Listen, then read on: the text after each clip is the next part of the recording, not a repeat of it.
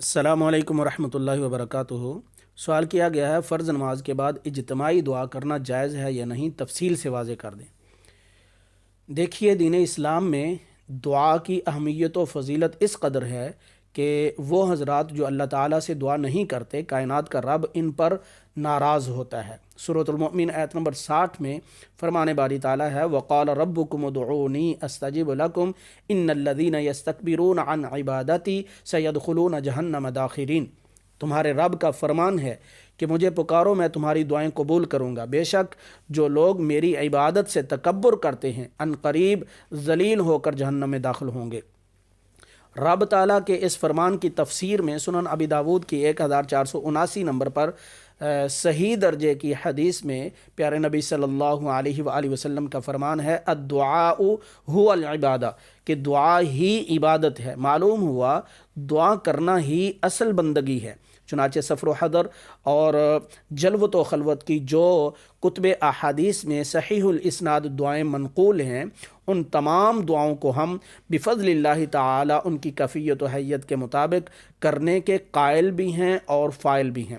اللہ سبحانہ و تعالی سورہ محمد آیت نمبر 33 میں فرماتے ہیں یا ایہا الذین آمنوا اطیعوا اللہ و اطیعوا الرسول ولا تبطلوا اعمالکم، اے ایمان والو تم اللہ کی اطاعت کرو اور رسول کی اطاعت کرو اور اپنے اعمال باطل مت کرو۔ معلوم ہوا اعمال کے قبول ہونے کی یہ شرط ہے کہ بندہ اللہ اور اس کے رسول کی اطاعت کا پابند رہے، ورنہ کوئی بھی عمل خواہ کتنا ہی بہتر کیوں نہ معلوم ہوتا ہو، اگر اللہ اور اس کے رسول کی اطاعت کے دائرے سے باہر ہے تو رائے گاں اور برباد ہے۔ اسی لیے آپ صلی اللہ علیہ وآلہ وسلم کا فرمان ہے صحیح مسلم میں 1718 نمبر پر من عمل عملا لیس علیہ امرنا فہو رد، جو شخص وہ عمل کرے جس پر ہمارا عمل نہیں تو وہ عمل مردود ہے۔ لہذا نماز کے بعد ان ادعیہ اور اذکار کو اختیار کرنا چاہیے جو مسنون ہیں اور ان کو مسنون طریقے سے ہی ذکر کرنا چاہیے۔ روزانہ ہر نماز کے بعد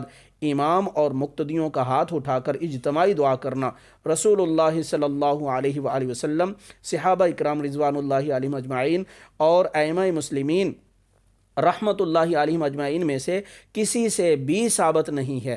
یہی وجہ ہے کہ متعدد علماء نے اس اجتماعی دعا کو بدعت قرار دیا ہے۔ مثلا امام ابن تیمیہ رحمہ اللہ نے الفتاوی الکبریٰ میں جلد 1 صفحہ نمبر 188 پر، امام ابن القیم رحمہ اللہ نے زاد المعاد میں جلد 1 صفحہ نمبر 275 پر، علامہ شاطبی رحمہ اللہ نے الاعتصام میں جلد 1 صفحہ نمبر 252 پر۔ اچھا، یہ تو رہے یہ دور حاضر کے کئی احناف نے بھی اس اجتماعی دعا کو بدعت کہا ہے۔ مثلا مولانا عبدالحق دہلوی حنفی نے شرح صفر السعادہ میں، مولانا انور شاہ کشمیری نے تقریر نفائس مرغوبہ میں، مولانا عبدالحی لکھنوی نے مجموعہ الفتاوی میں، مولانا محمد یوسف بن نوری نے معارف السنن میں، مولانا مفتی محمد شفیع نے معارف القرآن میں، مولانا مفتی رشید احمد لدھیانوی نے اجتماعی طور پر ہاتھ اٹھا کر دعا مانگنے کے رد پر ایک کتاب زبدۃ الکلمات فی حکم دعاء بعد الصلوات کے عنوان سے تحریر کی تھی، جو ان کے فتاویٰ کی 3 جلد میں مطبوع ہے۔ اس میں فرماتے ہیں امام کے ساتھ مل کر دعا کرنے کی رسم خواہ سرن ہو یا جہرن بدعت ہے، جو قلت علم اور کثرت جہل سے پیدا ہوئی ہے اور جہال کی افراط ہے۔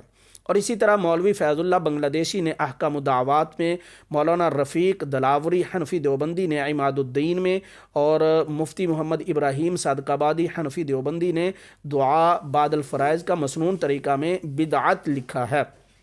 اچھا، اس ساری بحث سے معلوم ہوا کہ اجتماعی طور پر ہاتھ اٹھا کر رسمیہ دعا کو معمول بنا لینا بالکل سنت کے خلاف ہے، بلکہ یاد رکھیے اجتماعی تو اجتماعی رہا، انفرادی طور پر بھی فرضی نمازوں کے بعد ہاتھ اٹھا کر دعا کرنے کی کوئی صحیح ثابت شدہ دلیل نہیں ہے۔ اس بارے میں جتنی روایات ملتی ہیں ان ساری روایات کو شیخ زبیر علی زئی رحمہ اللہ نے فتاوی علمیہ میں ضعیف کہا ہے۔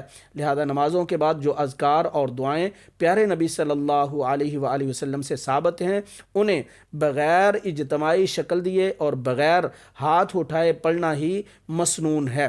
تاہم بوقت ضرورت کبھی کبھار یا کسی سبب کی بنا پر کسی بھی وقت ہاتھ اٹھا کر انفرادی یا اجتماعی دعا کرنا جائز ہے، جیسا کہ صحیح البخاری میں 1029 نمبر حدیث سے ثابت ہے۔ ھذا ما عندی واللہ اعلم بالصواب، والسلام علیکم ورحمۃ اللہ وبرکاتہ۔